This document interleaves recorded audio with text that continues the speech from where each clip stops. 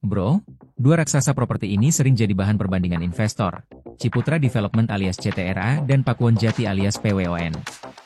Sama-sama pemain gede, tapi fokus bisnisnya beda, dan performanya juga nggak selalu sama.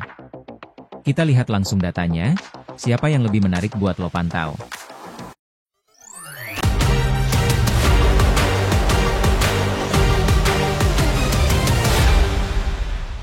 Sekarang kita masuk ke valuasi bro. Ini bagian yang paling sering dilihat investor buat nentuin mahal murahnya saham.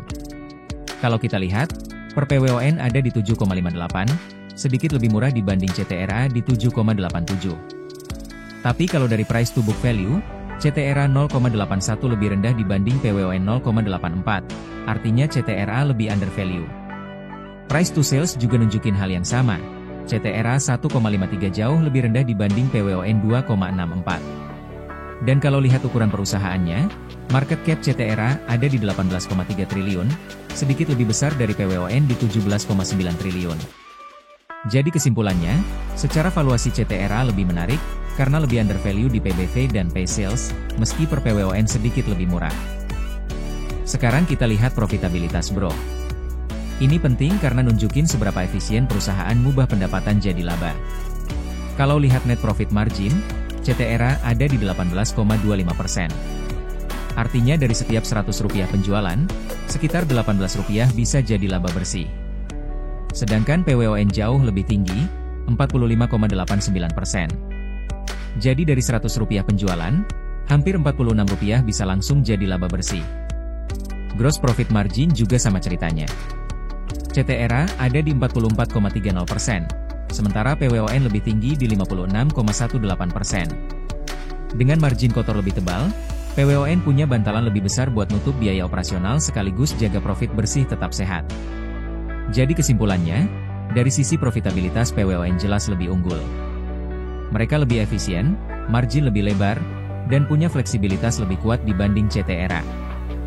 Sekarang kita lihat efektivitas manajemennya bro. Ukuran paling gampang pakai ROA dan ROE. CTRA punya return on assets 4,94% dan return on equity 10,30%. Artinya setiap Rp100 aset yang mereka kelola, cuma bisa kasih return sekitar Rp5. Dan dari setiap Rp100 modal pemegang saham, baliknya sekitar Rp10 aja.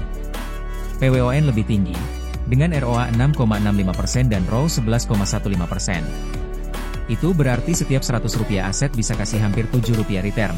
Dan dari modal sendiri, baliknya lebih dari Rp11. Perbedaan ini nunjukin kalau manajemen PWON lebih produktif memanfaatkan aset dan modal dibanding CTRA. Dengan return yang lebih tinggi, investor biasanya lebih suka karena ngerasa modalnya dipakai lebih efektif. Jadi kesimpulannya, PWON lebih unggul di efisiensi manajemen, bisa bikin aset dan ekuitas kerja lebih keras buat kasih hasil. Terakhir kita lihat soal dividen bro. Buat sebagian investor, dividen itu bonus nyata dari hasil nunggu. Dividen yield CTRA ada di 2,42%, sementara PWON lebih besar di 3,49%. Secara angka memang sama-sama kecil, jauh di bawah saham big caps kayak bank atau emiten tambang. Tapi tetap ada bedanya, kalau lo pegang CTRA, tiap 100 juta investasinya bisa balik sekitar 2,4 juta dalam bentuk dividen. Sedangkan di PWON, 100 juta modalnya paling cuma balik 3,5 juta. Meskipun bukan angka besar, tapi ini nunjukin PWON sedikit lebih royal bagi-bagi keuntungan ke pemegang saham. Buat investor yang ngejar cash flow dari dividen, faktor ini tetap bisa jadi pertimbangan tambahan. Jadi kesimpulannya, PWON lebih menarik dari sisi dividen dibanding CTRA. Jadi jelas bro, kalau bicara valuasi, CTRA lebih menarik karena lebih undervalue. Kalau bicara profitabilitas dan efektivitas manajemen, PWON lebih unggul dengan margin lebih tebal dan return lebih tinggi. Dan kalau soal dividen, data terbaru juga nunjukin PWON lebih menarik dengan yield yang lebih besar. Intinya, dua-duanya punya kekuatan masing-masing. Pilihan balik lagi ke strategi lo, bro, mau ngejar valuasi murah kayak CTRA, atau profit plus dividen lebih tebal kayak PWON. Ingat, investasi logis cuan realistis.